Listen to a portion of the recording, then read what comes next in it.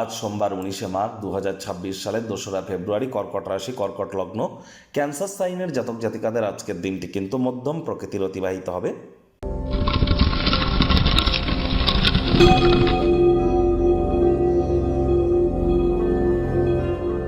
ভিডিওটির শুরুতে স্ক্রিনে আপনারা দেখতে পাচ্ছেন দেবাদিদেব মহাদেবের রুদ্র গায়ত্রী মন্ত্র। ওম তৎপুরুষায় বিদ্মহে মহাদেবায় ধীমহি তন্ন রুদ্র প্রচোদয়াৎ। এটি সকাল দুপুর সন্ধ্যা 3 বেলা মিলিয়েই আপনারা 108 বার জপ করুন। দেখুন, ঠিক এই ফেব্রুয়ারি মাসেই কিন্তু 15 তারিখে আমরা পরিলক্ষিত করব মহাশিবরাত্রি। আর এই ফেব্রুয়ারি মাসের প্রতি সোমবার আপনারা দেবাদিদেব মহাদেবের রুদ্র গায়ত্রী মন্ত্র জপ করুন, খুব উপকৃত হবেন। যারা ওম নমঃ শিবায় জপ করছেন, এটি মহাদেবের মহামন্ত্র। যদি দীক্ষিত হয়ে থাকেন, দীক্ষাগুরুর কাছ থেকে পারমিশন নিয়ে তবেই করবেন, আদারওয়াইজ না করাই কিন্তু ভালো।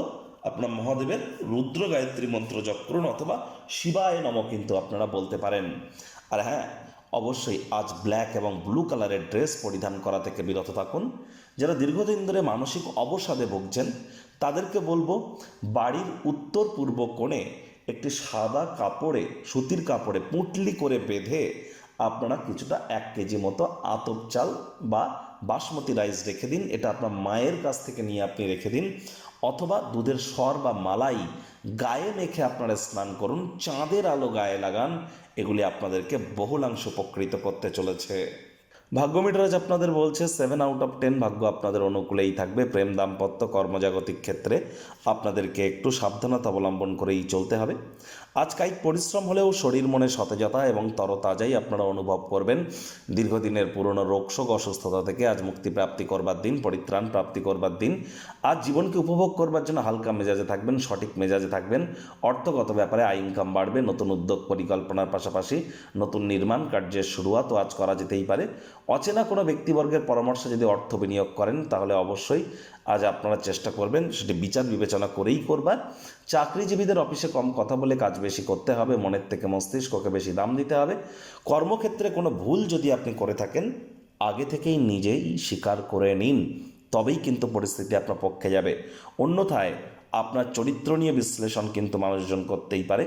রাজনীতিবিদ যারা আছেন, জনসংযোগ বৃদ্ধি করুন। হার্ডওয়ার্ক, কঠোর কায়িক পরিশ্রমের কোনো বিকল্পই কিন্তু নেই।